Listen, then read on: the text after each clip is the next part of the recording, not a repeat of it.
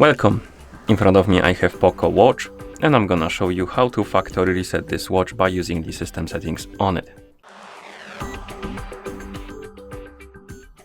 Before we start, if you want to factory reset your watch, make sure that the battery level on your watch is at least above 20 or 30%, because if the battery dies during the resetting process, it might damage your watch.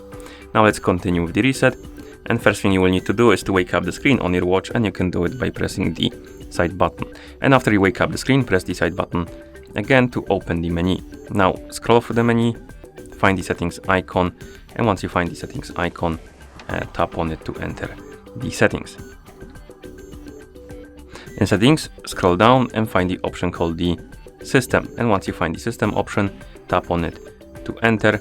Here find the reset option and then tap on it to enter, and finally tap on the checkmark to confirm and reset your watch. And now let's wait until the resetting process is complete.